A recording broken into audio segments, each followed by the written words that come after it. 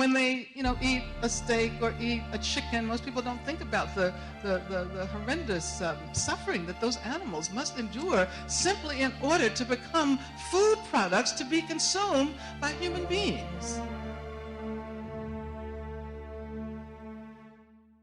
A couple of days ago, a very popular leftist YouTuber called Second Thought uploaded a video titled, "Why Do Socialists Care About Intersectional Liberation Movements?"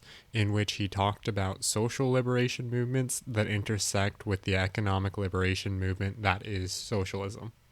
It's really a very good video about human rights and how they intersect with the economic socialist agenda. However, there was no mention of animal rights or animal liberation. I decided to write to Second Thought and asked him his opinion on the topic. I wrote, "I think you miss one of the key intersectional liberation movements that often goes overlooked.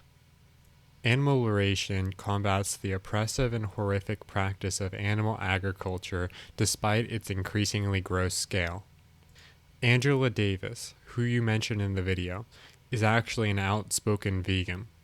She has said that, 'I usually don't mention that I'm vegan, but that has evolved. I think it's the right moment to talk about it because it is part of my revolutionary perspective.'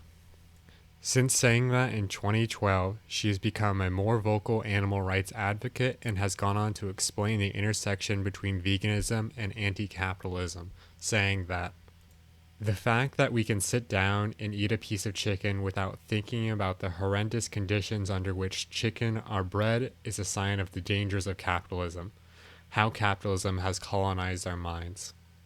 However, I believe that veganism goes further as an intersectional liberation movement that just intersects with the socialist economic interests.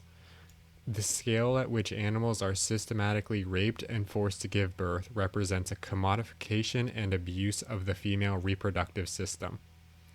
The denial of reproductive rights and autonomy is antithetical to the interests of feminist movements. I would like to see people on the left on YouTube discuss animal rights and liberation more. Right now, leftism and veganism are very much on their own sides of YouTube.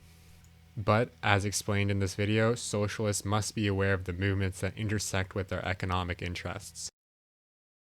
Unfortunately, Second Thought has not written me back. People with the interests of liberation need to be addressing veganism. The commodification of sentient living beings as products to be slaughtered and sold represents the capitalist injustice of the commodification of laborers as a whole. As long as we are able to see living beings as a commodity, we will never be able to be truly rid of an undemocratic, hierarchical mindset.